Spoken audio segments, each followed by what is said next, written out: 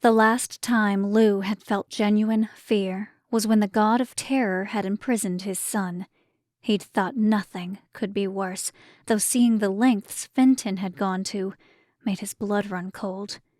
He'd seen the news reports of what had happened, seeing the creatures that Fenton had brought out into the open, and the destruction they'd wrought.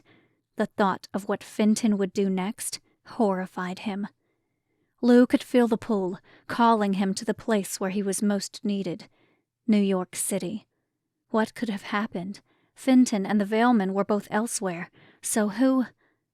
As he appeared in Central Park, he saw all too clearly that the attacks on Dublin and London were only meant to distract from the plan. At the very center of Bethesda Terrace, stones were set in a 5-point star formation. A woman with a single horn jutting out of her brow stood at each point. The stones glowed with dark magic to such a degree that every tree in the more than 800-acre park was dead. The grass around the pentagram was scorched, but it was the smell that most showed the wickedness of the witch's spell.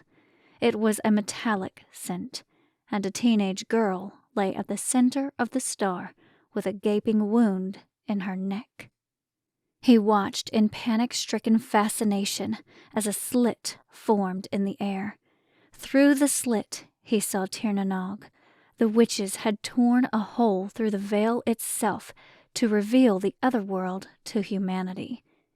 Creatures poured from that rift. Monsters, nightmares, things the humans believed to be myths. It was chaos. The people who had been standing in frozen, open-mouthed foreboding all started screaming.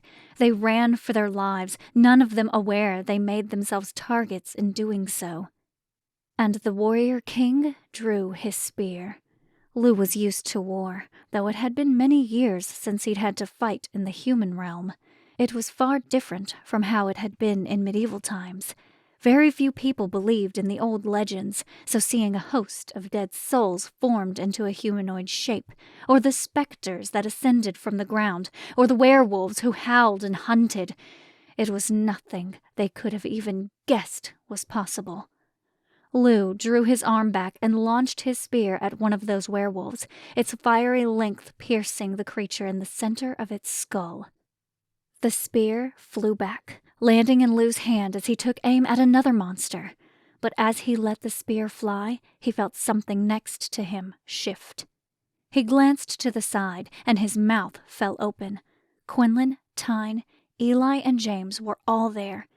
But it didn't matter right then. They had to work together. Tyne's eyes flashed before her form shifted into the dragon. It was the most glorious sight he'd ever seen. That beast of legend was on their side. Thank the gods for that. James shot Lou a filthy look, but he turned his attention to the witches who weren't far from them.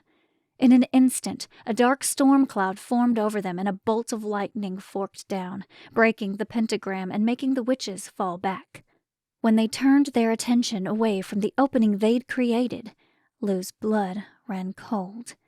All 5 of the hags pointed at James, and every beast that still poured from the fracture in the sky dove for the teenage demigod. Lou would not allow the boy to be hurt. He raised his hands, and light radiated from him. He was the sun, the god of light, the god of justice. No one would hurt that boy. Tyne let out a roar, and fire engulfed the blinded creatures. Screams filled the air, pleas for rescue. But the witches vanished, and the tear between the human world and the other world remained agape.